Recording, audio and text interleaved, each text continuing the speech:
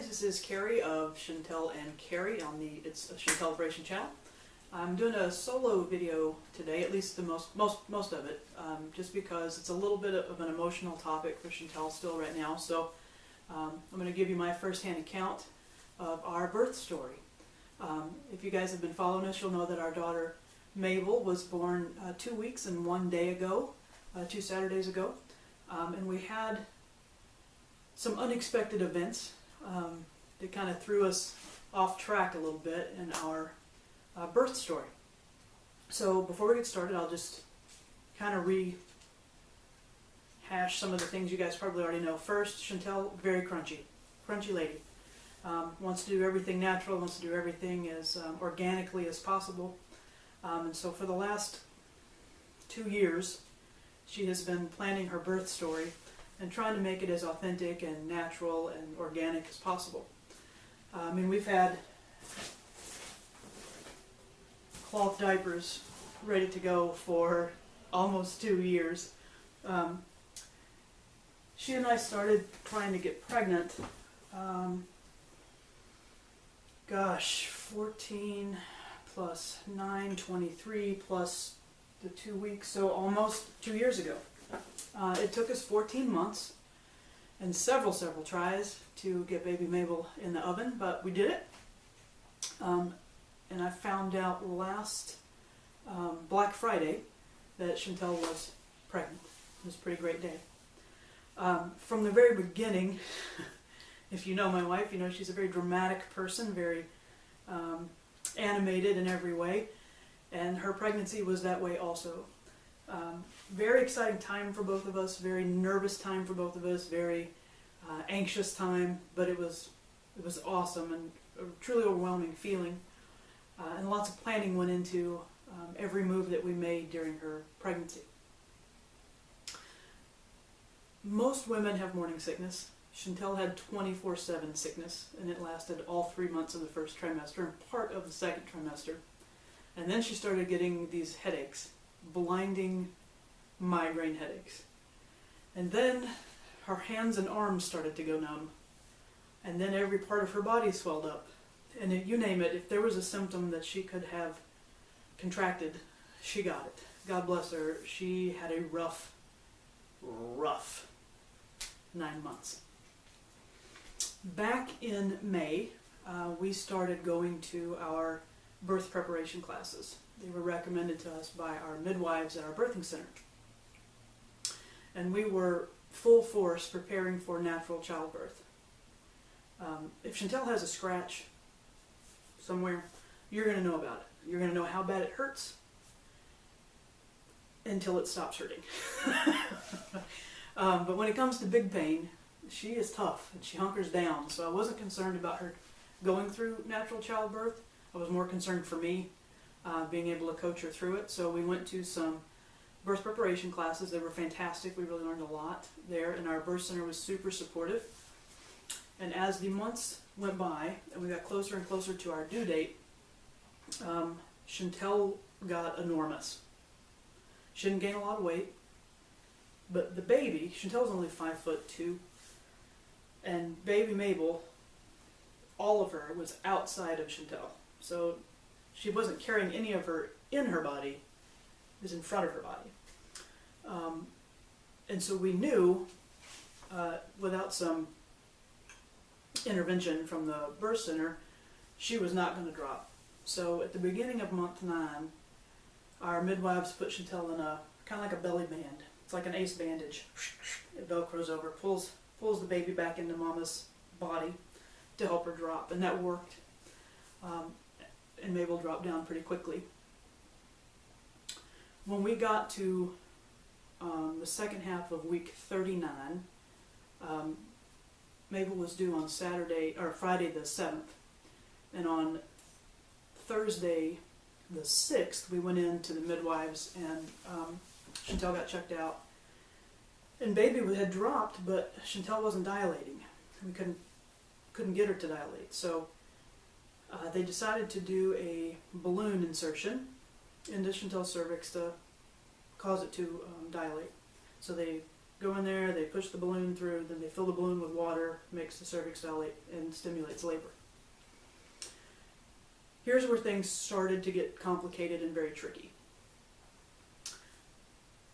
The midwife went to insert the balloon and realized that Chantel's cervix had a bunch of scar tissue from a procedure she had done about 15 years ago to have some precancerous cells removed off of her cervix. They were burned off, and it left some scar tissue. Excuse me. So the midwife had to puncture through the scar tissue to get the balloon to insert. Now, I don't know, if you're a guy watching this, you have no idea what I'm talking about, but ladies, this is going to be too much information, but just know that Chantel laying on the table, the midwife with her finger had to puncture Chantel's cervix and break the scar tissue. Not a pleasant experience. Got the balloon in. She had to wear the balloon, or keep the balloon in for 12 hours, excruciating 12 hours, and then I cut the balloon out that night. We went in Friday morning, which was our actual due date, to see how that helped us, and it didn't. So they gave her a little pill that works as a prostaglandin to help stimulate labor and try to push things forward.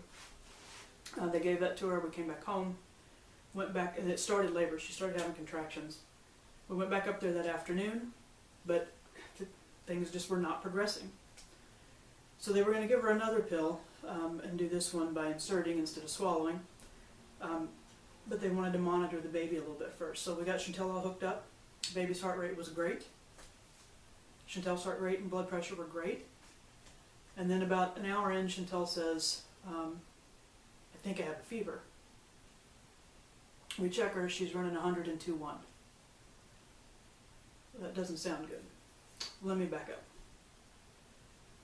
Right before she told me she thought she had a fever, about an hour after we were doing the monitoring, one of our midwives came in to check her. And after she checked her, her water broke. Now fast forward 2 more hours of monitoring, and Chantel says, I think I'm hot. 102 fever.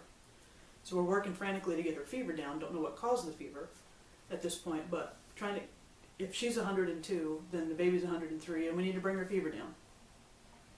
They told me to go home and get our birth bags, come back up there because we were going to have a baby today. So I jumped in the car and came home. I was here about 5 minutes when my phone rings, and I answered it, Chantel, and all she says is hospital. Midwife grabs the phone and says, Carrie, this has gone from a low-risk birth to a high-risk birth, and we're going to the hospital. Talk about a scary moment in time, right? So I jump in the car. My neighbor drives me. Get to the hospital. Chantel gets there. We get her admitted, and her fever's rising. We've got her in labor and delivery in a delivery room. They've got her hooked up. They're starting to give her fluids. But her fever's now like 102.7. Contractions, contractions, contractions. Things are not progressing. We get her fever down. It's about midnight. She's down to about 99 and some change. I try to get a little bit of sleep. Chantel's laboring, so it's not easy to do. She's in and out of sleep. And at 3 o'clock in the morning, she says, I don't feel good. Have the nurse come in and check her, and her fever is 103.8. So if Chantel's 103.8, the baby is 104.8, and that is very dangerous.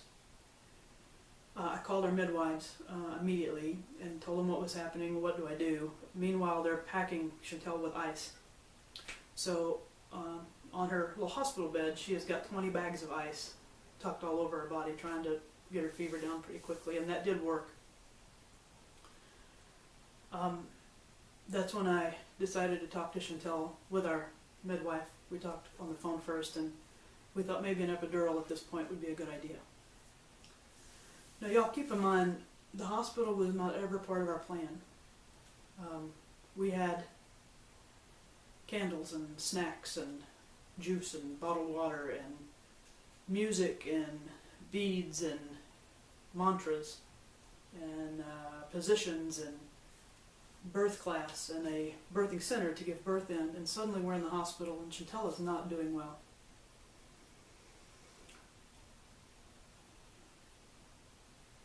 It was very difficult for Chantel to make the decision to have the epidural.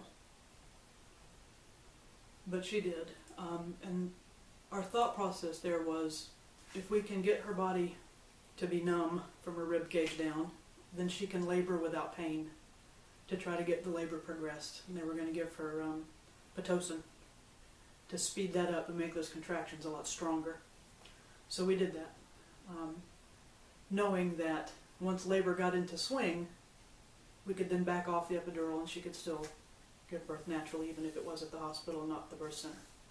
So that was our compromise. She did get a little bit of rest after that. It was good. The doctor came in the next morning and things were just not progressing.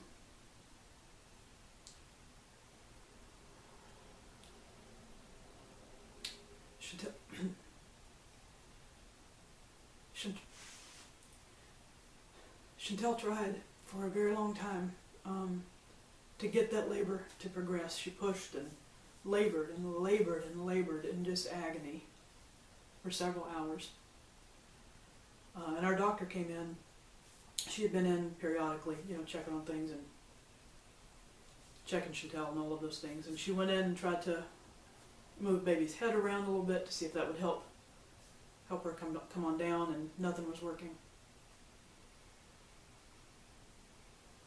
At about 4 o'clock or 4:30, she came in and said, or it was about 4 o'clock, she said, Chantel, we're running out of options. Your water broke at 2 o'clock yesterday, so that's 26 hours ago. We may need to go get the baby. And that is not at all what we ever wanted. And was a very difficult decision. So we compromised in saying that let us push for a little bit longer, and if nothing happens, we'll give in. And she said that would be okay. And that is when the meconium happened. So if you don't know what meconium is, it is baby poop. And it is a sign of distress for the baby.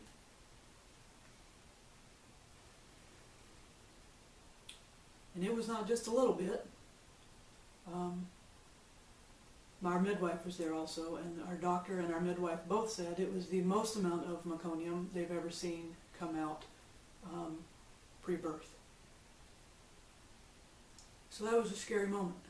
And so the doctor said, if you're going to push, you need to push now. I'm going to give you 30 minutes, and if the baby is not out in 30 minutes, we're going to do a C-section.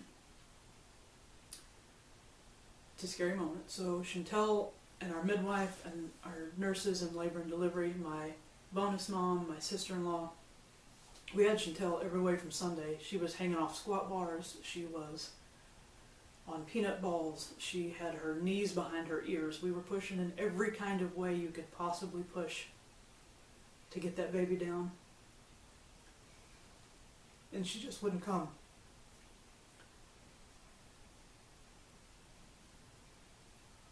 You would be so proud of Chantel and her strength in those moments. I know I was. But it became very clear that we were going to have to go to the OR. And it happened very quickly. The doctor came back in and Chantel said, I know, let's just go. And she's crying and I'm crying. And our very good friend, Candace, who took the birth pictures that you're going to see at the end of this video, was in the OR, obviously. When you see the pictures, you'll know, with us. And I will never be able to relay how grateful I am that she was in that room during the next part of the story.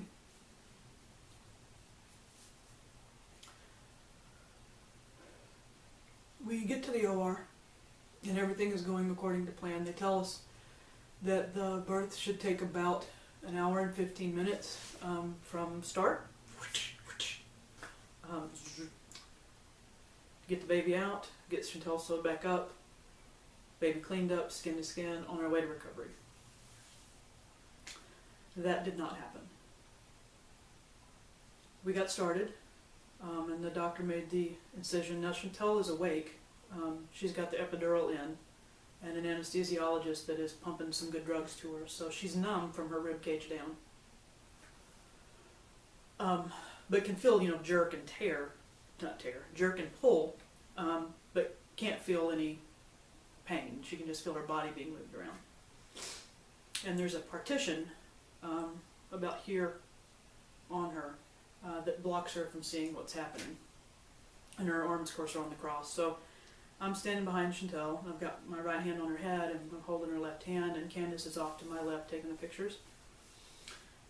So they cut her open, and are trying to get in to get the baby, and they can't get the baby. So they end up cutting her about like that. So almost hip bone to hip bone. They are holding Chantel open with these long hook-looking things. There's a doctor up by Chantel's head pulling her skin this way, and a doctor on the opposite end pulling her stomach down, trying to make that hole as large as possible. And Dr. Lawson is feverishly trying to get the baby out. And they can't. She's stuck. At first we didn't know anything was wrong. I didn't know anything was wrong. I just thought, this seems harder than it should. And then the doctor asked for another doctor with a sleeve. So this other woman comes in and she puts on a sleeve that goes all the way up to her shoulder and a glove that comes up to her elbow. And Dr. Lawson says, "Chantel, is it okay if I get on the table with you?" Well, she was going to do that either way, but Chantel nodded her head yes, and she's kind of in and out, Chantel is. Dr. Lawson gets on top of the table with Chantel, holding her upper half of her body down with her knee, and is trying to pull Mabel out. The other doctor is elbow deep, vaginally, inside Chantel, trying to push her head out of Chantel's pelvis. Very literally, with no exaggeration. Vaginally, abdominally.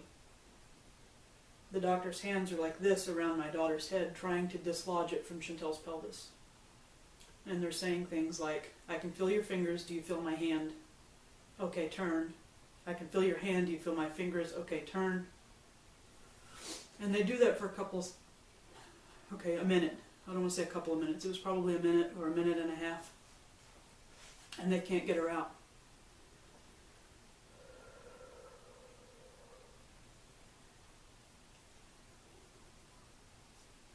That's when Dr. Lawson says, "Get the baby out now or we lose them both. Get the baby out."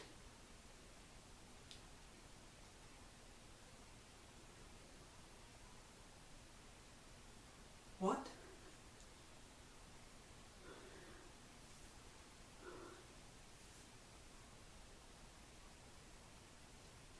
Or we lose them both?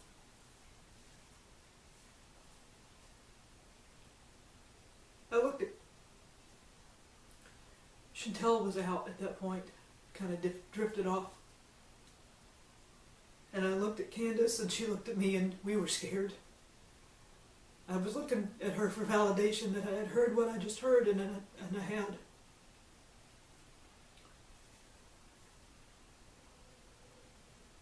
It took about another 45 seconds. And I thought I was going to walk out of that room alone. Because it wasn't working. And something happened.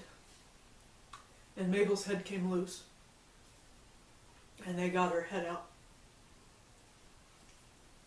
And then they couldn't get her body out.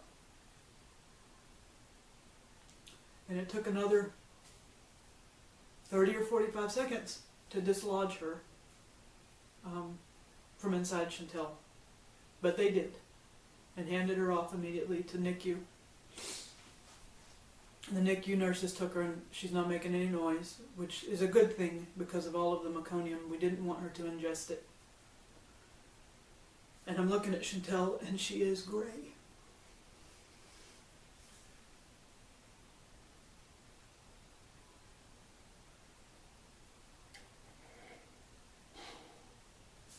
She's gray. Her lips are gray, her face is gray. She's out. And there is blood pouring out of the left side of her abdomen.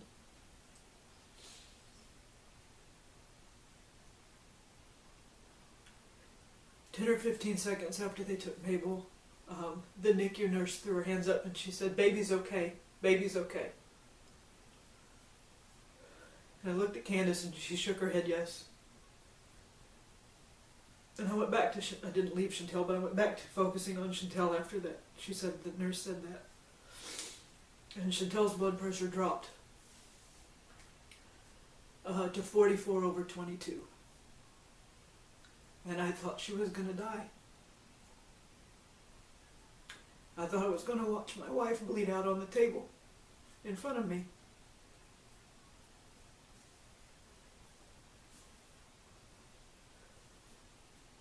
That was never part of our birth plan. I was not prepared for that option.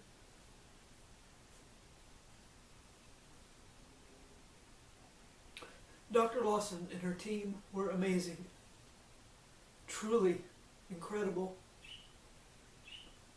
Our anesthesiologist got towels out of the towel warmer and put it across Chantel's chest, one, and put one around her head and used like paper tape, taped it around her head to keep her body warm and her heart pumping. And Chantel looked at him and said, "Thank you, it was so cold."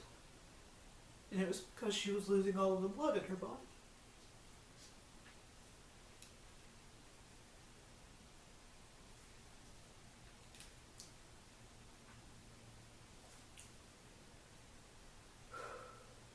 Dr. Lawson and her team never panicked. They worked frantically, but they never looked rattled. And I was so impressed by them. Dr. Lawson got the bleeding stopped, and Chantel's blood pressure started to come back up. It took them an hour and 20 minutes to sew her back up. Our hour and 15-minute emergency C-section took 3.5 hours. And my wife and my daughter are exceptionally lucky to be alive.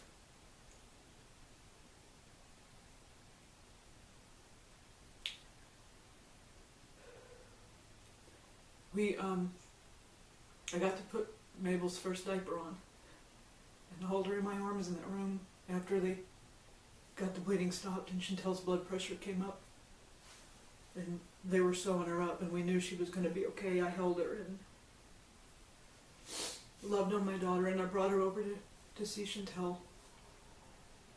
And then before we left the OR, they put her skin to skin with Chantel, and that's the first family photo you're going to see here in a second. Come to find out, the reason all of this happened was a freak,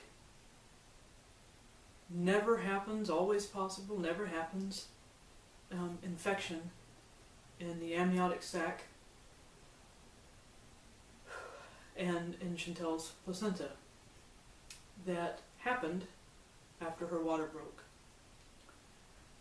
Both our midwives and our doctors said that that does happen, but it's usually not until between 24 and 28 hours after the bag is broken or your water breaks. And it happened in 2 hours with Chantel, and we don't know why. But that's what caused the fevers and distress in the beginning. The reason Mabel wouldn't come through the birth canal is because Chantel's hips were too narrow. not too narrow to give birth, per se, but too narrow to give birth to a 9 pound 7 ounce baby. 9 pounds and 7 ounces. Apparently, the typical circumference around the shoulders, around the chest of newborns is between 29 and 33 centimeters, and my daughter was 38 centimeters. We know now that there was absolutely no possible physical way that Mabel could have ever come out vaginally. There's no way. It would have never happened. And 50 years ago, they both would have died.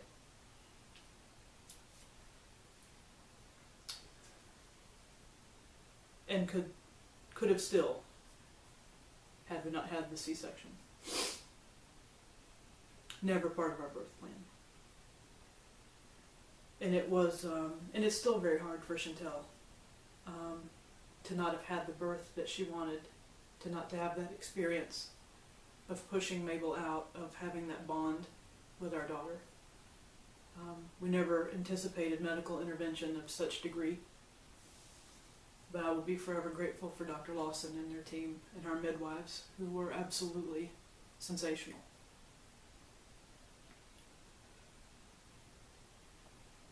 I don't tell this story to scare people that are pregnant or wanting to be pregnant or anything like that. I wanted to tell it because it's what happened to us, and it can happen to anybody. And I needed a way to talk through it.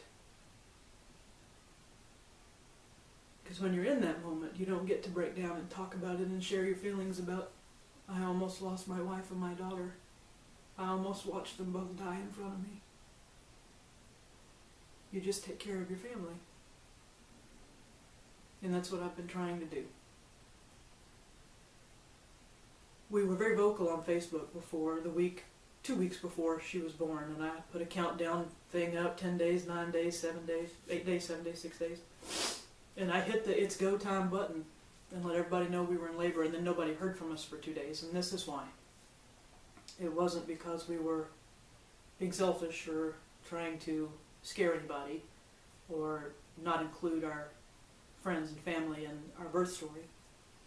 It was because things went way left real fast and were out of our control. So for our friends and family and everyone we know and don't know,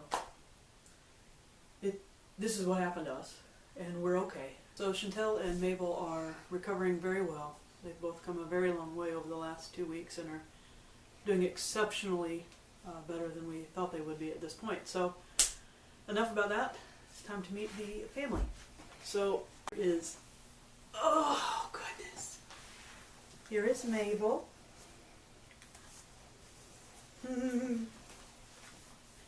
Our sweet daughter. There's Mabel. Can you see her face? Hold her up to where she's not scrunched, Mama. Yeah. Go down a bit, babe. There she is. We'll enter. We'll put in some photos here. Yeah. Because she's a bit milk drunk at the moment. So here we are, 2 weeks post crazy labor and delivery, a happy and healthy family, and we just wanted to thank everyone for your love and support and encouragement and everything you've done for us over the last few weeks and months during this pregnancy, and just want everyone to know that we love you very much and we're proud to have you in our lives. You'll have a great night. Thank you.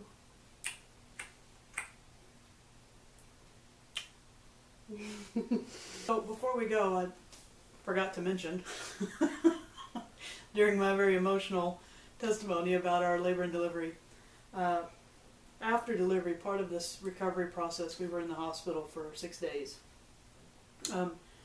where Chantel had to receive 8 bags of fluid, 10 bags of antibiotics, and 2 units of blood, right? It's crazy. Her calves were the size of her thighs. And my thighs were the size of her waist. It was ridiculous. My legs were like doubled in size. More than that. Yeah. And my feet. I couldn't walk. I was like... Yeah, it was rough. Yeah. It was rough. But we made it through it. Yeah, and so my C-section, because of the traumatic way she was pulled out, I guess it was a lot more rougher to heal. Like I'm still dealing with pain from it, like from the sides of it and stuff. It feels like, what is it, a nerve or a muscle? Feels like nerves. Yeah, it feels like your nerves are just super sensitive. Just, yeah, like just bending over and stuff like that. It's been rough and stuff like that, and I know. Because of hormones. My hormones are just crazy. I'm crying over everything, and so every time I think of it, or look at her, or because I don't know, then I cry. But it's been rough, and just emotionally, you know, it's been really rough, knowing what could have happened. I don't even know what I was saying. But anyway, I just thank you guys for watching this long video. But I know a lot of people had questions about it and were asking. So this is the story. This is Our story. Our birth story. With a very happy ending. Yeah. All right. We'll see you guys later. Bye.